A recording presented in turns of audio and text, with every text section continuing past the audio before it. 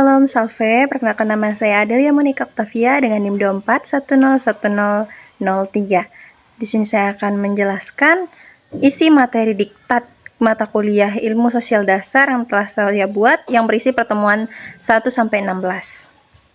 Pertama-tama ada kata pengantar yaitu saya akan bacakan. Puji syukur kita haturkan kepada Tuhan Yang Maha Esa karena telah melimpahkan rahmat, karunia dan berkat-Nya sehingga penulis bisa menyelesaikan diktat ini dengan baik dan selesai tepat waktu.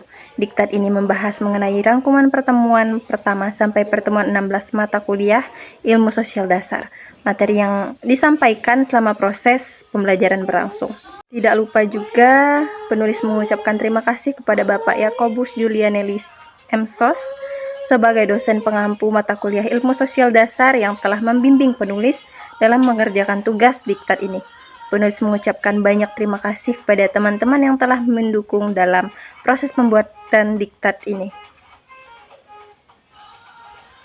Penulis berharap melalui penulisan ini pembaca dapat memahami pertemuan pertama sampai pertemuan 16. Semoga diktat ini bermanfaat dan dapat menambah wawasan bagi kita semua. Terima kasih atas perhatian dan dukungannya. Sungai Raya, 15 Desember 2024, penulis. Pertemuan pertama membahas ilmu sosial dasar. Ilmu sosial dasar adalah ilmu yang mempelajari berbagai fenomena peristiwa sosial yang telah terjadi dalam masyarakat.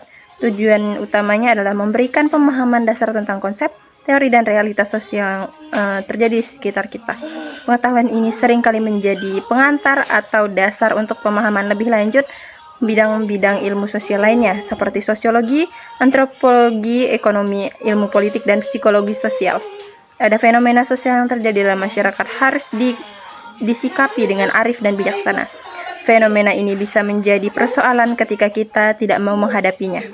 Kemudian ada aspek-aspek utama dalam ilmu sosial dasar.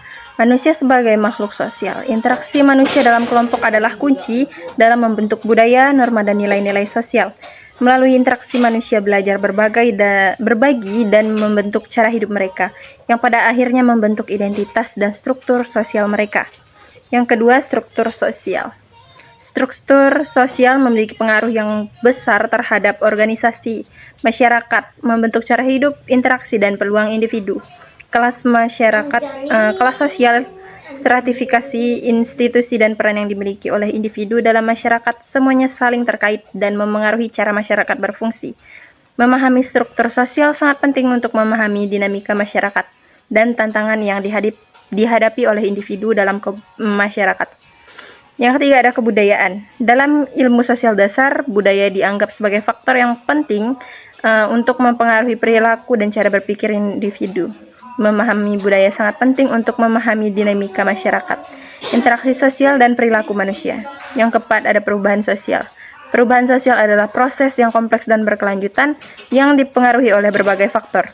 Memahami faktor-faktor menyebabkan perubahan.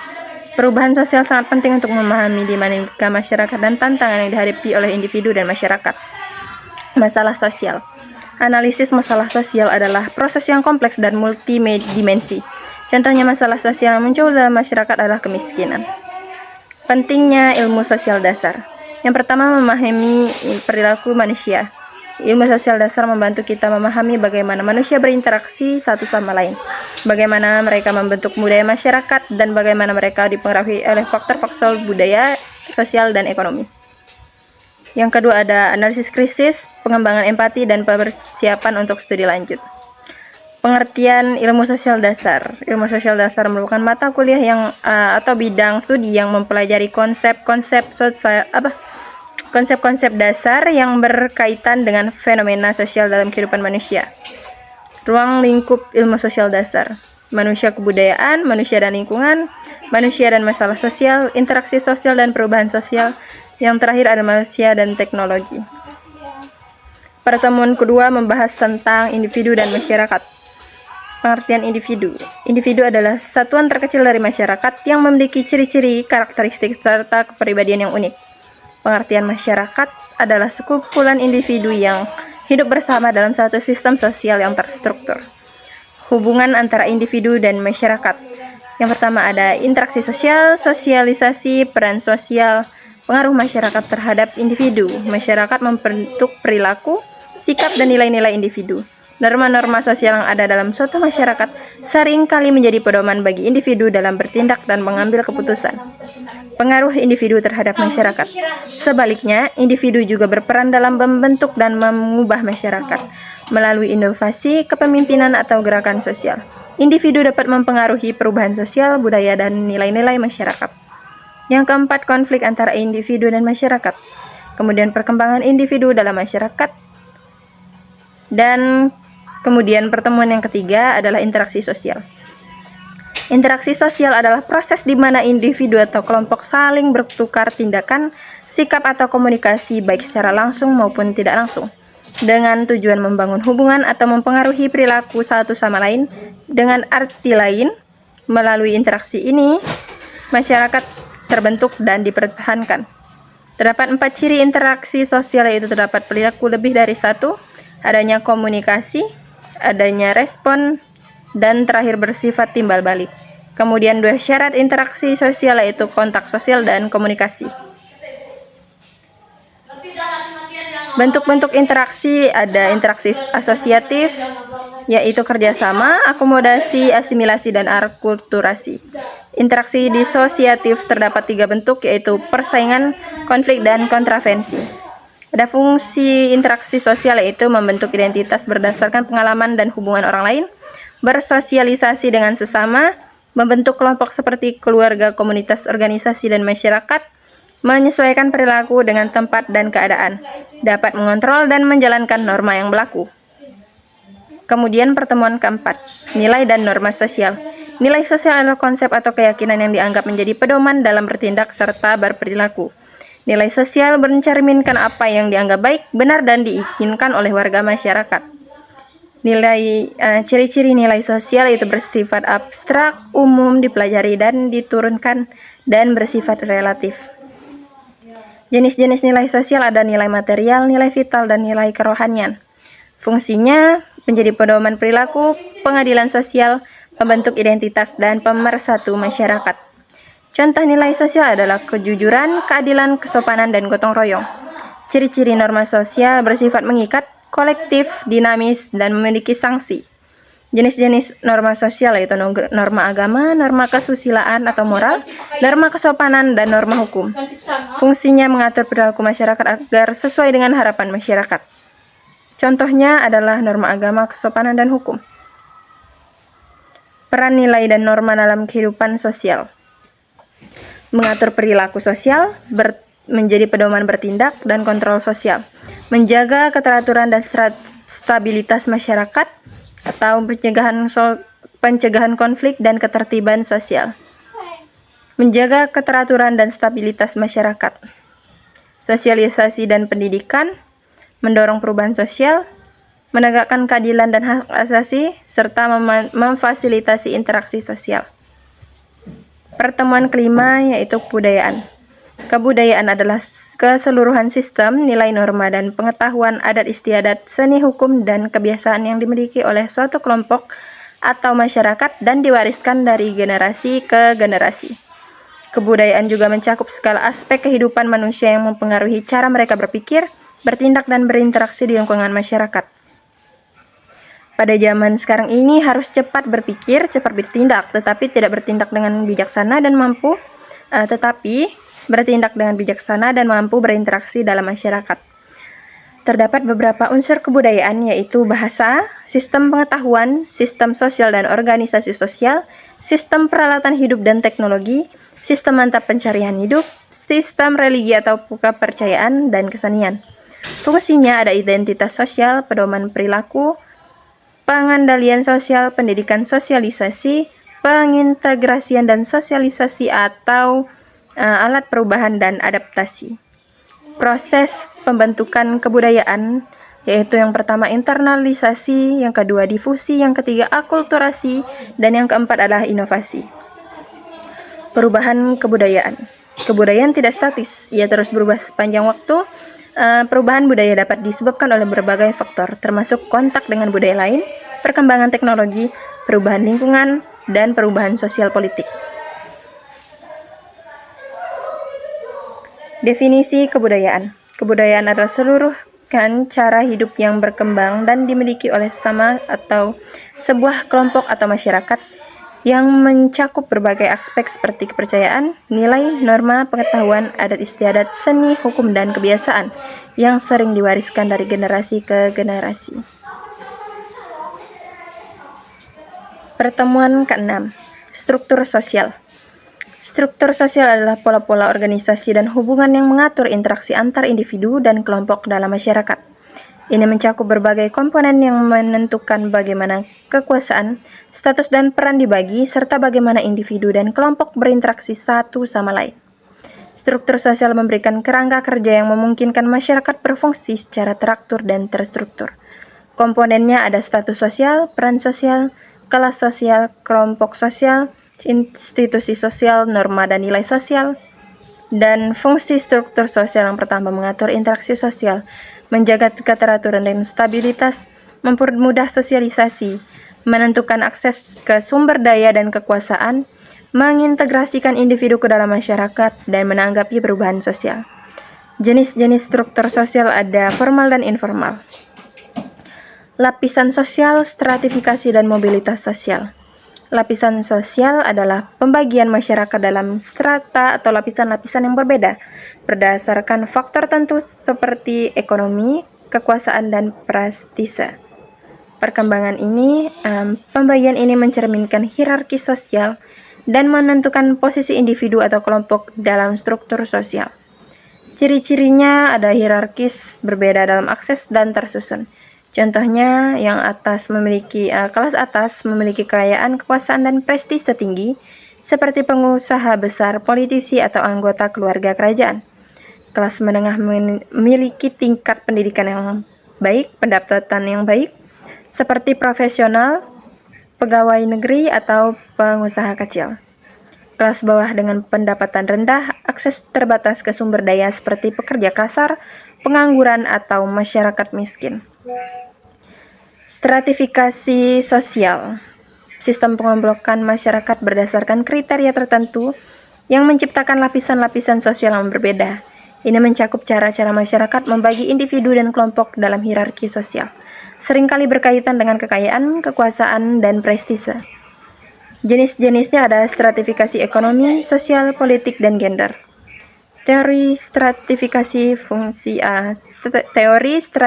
sosial.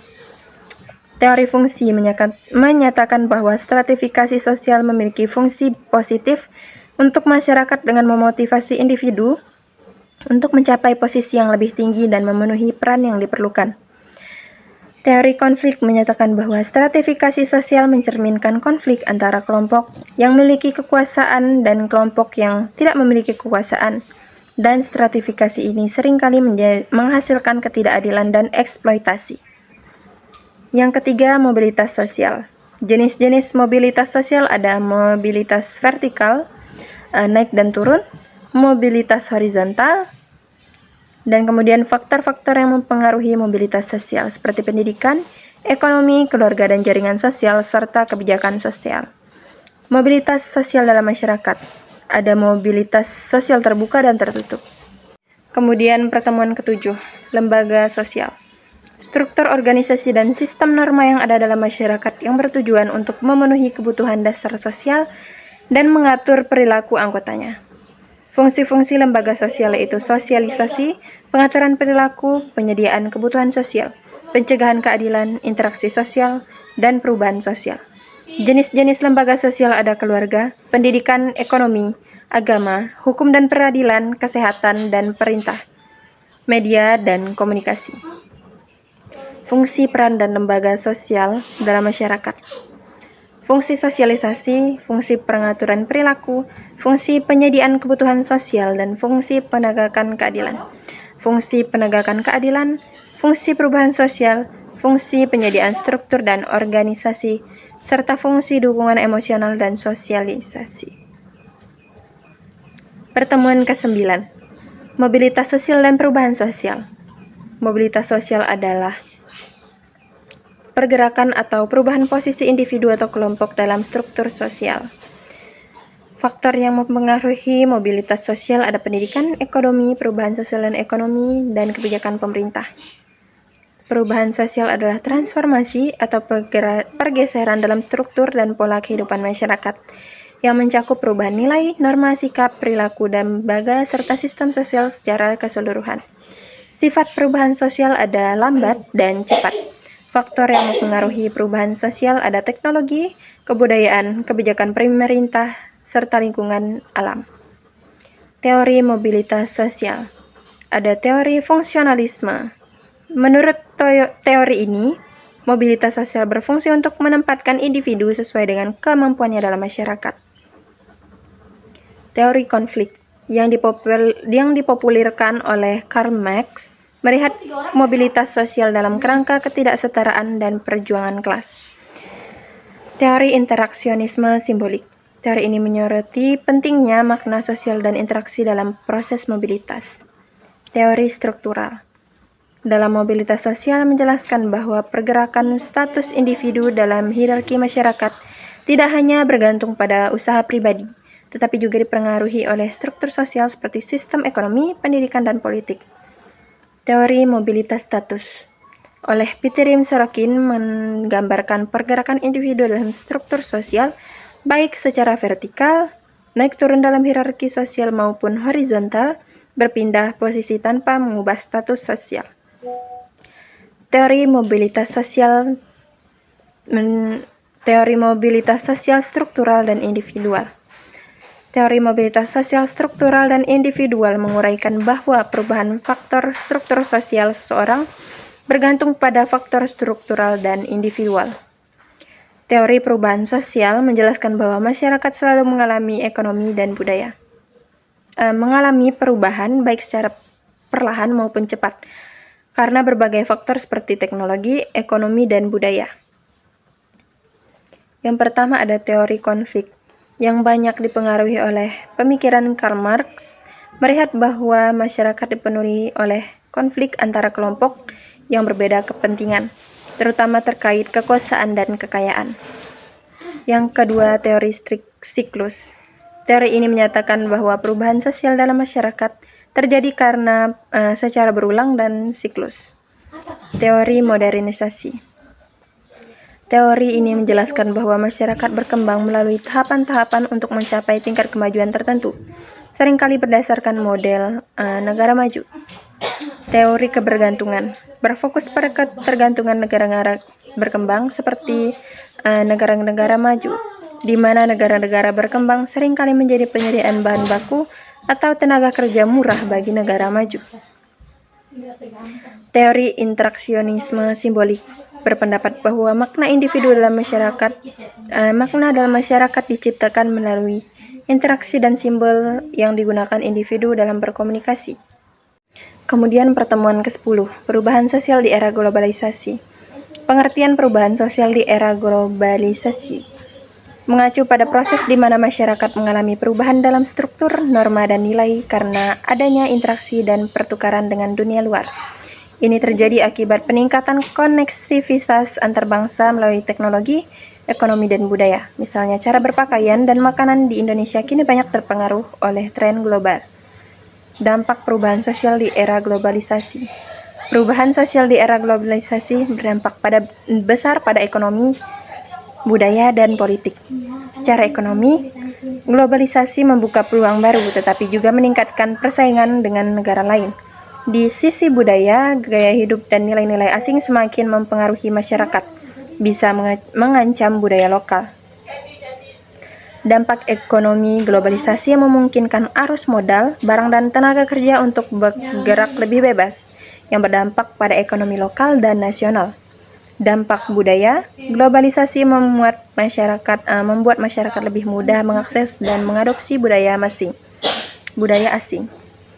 Dampak politik. Dari sisi politik, globalisasi meningkatkan kerjasama antar negara dan memperkuat pengaruh organisasi internasional.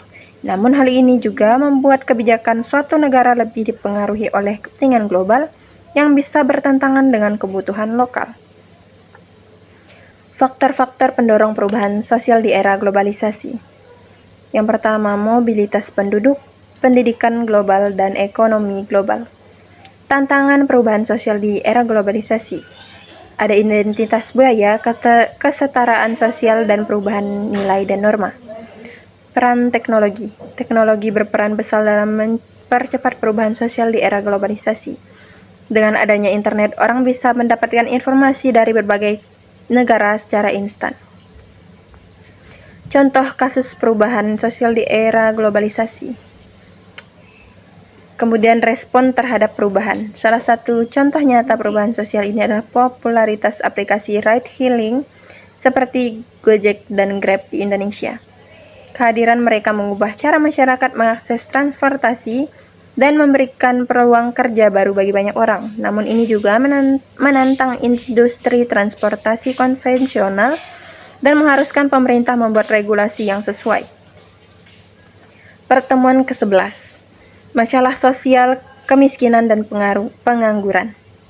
Kemiskinan. Kemiskinan adalah keadaan di mana seseorang atau keluarga tidak mampu memenuhi kebutuhan dasar seperti makanan, pakaian, tempat tinggal, pendidikan, dan kesehatan. Penyebab kemiskinan bisa bermacam-macam seperti kurangnya akses pendidikan, terbatasnya lapangan pekerjaan, dan kondisi ekonomi yang tidak stabil. Ada pendidikan rendah, kurangnya peluang kerja, bencana alam, dan beban keluarga besar. Dampak kemiskinan. Dampaknya meliputi kurangnya gizi, sulitnya akses ke layanan kesehatan, rendahnya tingkat pendidikan, dan meningkatnya kriminalitas karena kebutuhan mendesak. Beberapa dampaknya seperti bidang pendidikan, kesehatan, bidang sosial, dan bidang ekonomi. Pengangguran. Pengangguran adalah keadaan di mana seseorang yang mampu dan mau bekerja, tapi tidak mendapatkan pekerjaan. Penyebabnya bisa karena kurangnya lapangan pekerjaan, ketidaksesuaian antara keterampilan pencari kerja dengan kebutuhan perusahaan, atau teknologi yang menggantikan tenaga manusia.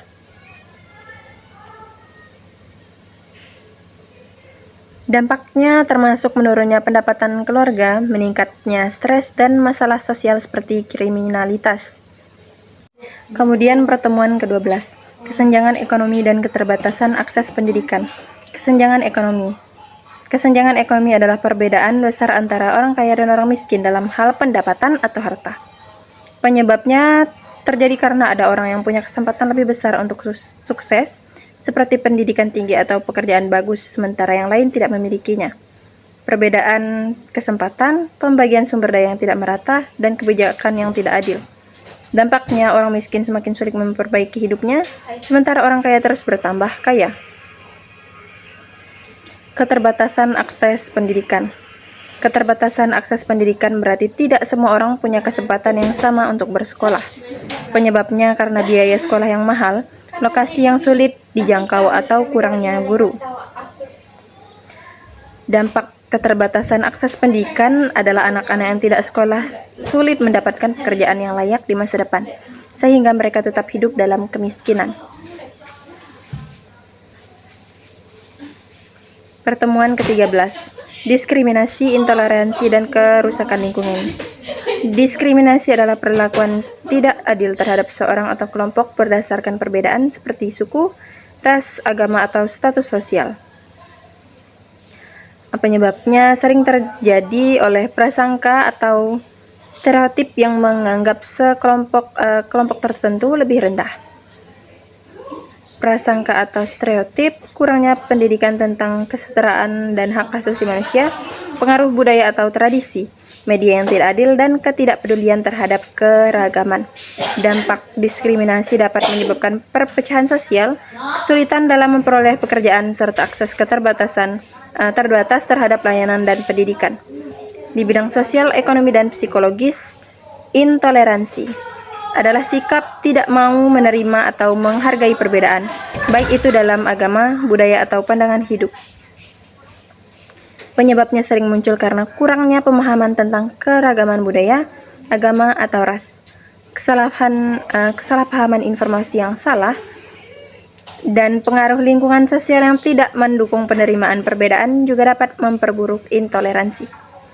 ketidaktahuan, kebiasaan atau ajaran keluarga, pengaruh negatif dari lingkungan sosial, stereotip dan informasi yang salah, dan kurangnya pendidikan tentang toleransi. Dampak intoleransi dapat menyebabkan konflik antar kelompok baik dalam bentuk kekerasan maupun permusuhan sosial. Kerusakan lingkungan. Kerusakan lingkungan adalah perubahan negatif pada alam akibat aktivitas manusia seperti penebangan hutan, pencemaran udara atau air, dan penggunaan bahan kimia berbahaya dalam pertanian. Penyebabnya terjadi karena aktivitas manusia seperti penebangan pohon secara liar, pembuangan sampah sembarangan, dan penggunaan bahan kimia yang merusak tanah dan air. Selain itu, perubahan iklim juga memperburuk kerusakan alam. Penyebabnya seperti aktivitas manusia, pencemaran, penggunaan bahan kimia berlebihan, ketidaktahuan atau ketidakpedulian, pertumbuhan populasi, dan kurangnya penegakan hukum. Dampaknya menyebabkan bencana alam seperti banjir, tanah longsor, dan kekeringan. Pertemuan ke-14, masalah kesehatan dan kriminalitas. Masalah kesehatan adalah kondisi ketika tubuh atau pikiran seseorang tidak berfungsi dengan baik, sehingga mempengaruhi kualitas hidup mereka. Masalah kesehatan berupa penyakit fisik, gangguan mental, atau keduanya. Penyebabnya sering disebabkan oleh kebiasaan hidup yang tidak sehat, seperti merokok, makan tidak bergizi, dan kurangnya bergerak. Selain itu, polusi udara, air yang tercemar, serta kurangnya akses ke layanan kesehatan juga bisa menjadi penyebabnya. Beberapa faktor pendorong masalah kesehatan yaitu gaya hidup tidak sehat, kurangnya akses ke layanan kesehatan, lingkungan yang kotor, stres atau tekanan mental, dan kurangnya pengetahuan. Dampak dari masalah kesehatan bisa sangat besar, mulai dari gangguan fisik seperti sakit yang sering datang, hingga masalah mental seperti stres atau depresi. Selain itu, masalah kesehatan yang dapat menyebabkan penurunan aktivitas produktivitas seperti sulit bekerja atau belajar, serta menambah beban ekonomi karena biaya pengobatan yang tinggi. Kriminalitas adalah segala bentuk tindakan yang melanggar hukum, seperti mencuri, merampok, atau melakukan kekerasan terhadap orang lain. Kejahatan ini bisa dilakukan oleh individu maupun kelompok. Kriminalitas bisa dipicu oleh kemiskinan, keterbatasan ekonomi, dan kurangnya pendidikan yang mengajarkan nilai-nilai moral. Lingkungan sosial yang buruk seperti pengaruh teman yang terlibat dalam kejahatan juga bisa menjadi faktor pendorong. Faktor pendorongnya yaitu kemiskinan, kurangnya pendidikan, lingkungan sosial yang buruk, ketidakadilan sosial, dan keterbatasan kesempatan. Dampaknya sangat merugikan baik bagi korban maupun masyarakat. Kejahatan menyebabkan rasa tidak aman, kerugian harta benda, dan trauma bagi korban. Selain itu, kriminalitas juga memperburuk kondisi sosial, menciptakan ketidakpercayaan antar warga, dan meningkatkan biaya untuk penegakan hukum. Kemudian ada pertemuan ke-15. Konflik sosial adalah perselisihan atau perbedaan pendapat yang terjadi karena antara individu dan kelompok karena adanya perbedaan kepentingan, pandangan, atau tujuan. Konflik ini bisa terjadi di mana saja, seperti sekolah, rumah, atau lingkungan masyarakat. Dampak konflik sosial ada dampak negatif dan positifnya. Ada dampak negatif, hubungan jadi rusak, teman jadi musuh misalnya, terjadi kekerasan atau perkelahian, dan muncul rasa tidak nyaman dalam lingkungan. Konflik bisa membuat orang menjadi memahami masalah orang lain. Dampak positifnya, mendorong orang mencari solusi bersama. Interaksi sosial. Interaksi sosial adalah hubungan atau kegiatan antara orang dalam kehidupan sehari-hari. Hubungan ini bisa berupa saling menyapa, bekerja sama, atau bahkan bertengkar. Interaksi sosial sangat penting karena kita tidak bisa hidup tanpa orang lain. Penyebab interaksi sosial, kebutuhan hidup, keinginan berkomunikasi, adanya kepentingan bersama, rasa saling membutuhkan. Dampak interaksi sosial. Dampak positifnya menjalin hubungan baik dengan orang lain, membuat pekerjaan lebih mudah karena adanya kerjasama, menambah teman, dan membuat lingkungan menjadi nyaman. Dampak negatifnya bisa terjadi pertengkaran jika ada salah paham, terjadi konflik jika ada yang tidak mau bekerja sama. Solusinya berbicara dengan baik, menumbuhkan sikap saling menghargai, bekerja sama, dan menghindari perdebatan. Yang terakhir ada pertemuan ke-16, masalah sosial dan solusinya. Masalah sosial adalah keadaan atau peristiwa di masyarakat yang dianggap tidak sesuai dengan harapan dan norma, sehingga menimbulkan dampak buruk bagi banyak orang. Masalah sosial sering muncul karena ketidakseimbangan antara kebutuhan dan keadaan yang ada di masyarakat. Penyebab masalah sosial adalah kesenjangan ekonomi, kurangnya pendidikan, berperilaku buruk di masyarakat, dan pertumbuhan penduduk yang cepat. Dampak masalah sosial ada dampak negatif, munculnya konflik antar warga karena perbedaan kepentingan, lingkungan menjadi tidak nyaman seperti daerah kumuh atau jalanan yang kotor, meningkatnya tingkat kejahatan akibat pengangguran. Dampak positifnya jika ditangani, kesadaran masyarakat untuk mencari solusi bersama, tumbuhnya inovasi untuk memperbaiki keadaan seperti mendirikan sekolah gratis atau program kerja bagi pengangguran. Solusinya adalah pendidikan untuk semua, menciptakan lapangan kerja, mengalahkan gotong royong, dan penegakan hukum yang tegas. Sekian video presentasi diktat mata kuliah Ilmu Sosial Dasar pertemuan pertama sampai 16 yang sudah saya buat. Saya mohon maaf apabila terdapat kesalahan dalam pengucapan baik yang disengaja maupun tidak disengaja. Bagi yang sudah setia menonton, saya ucapkan terima kasih. Semoga Tuhan memberkati. Amin.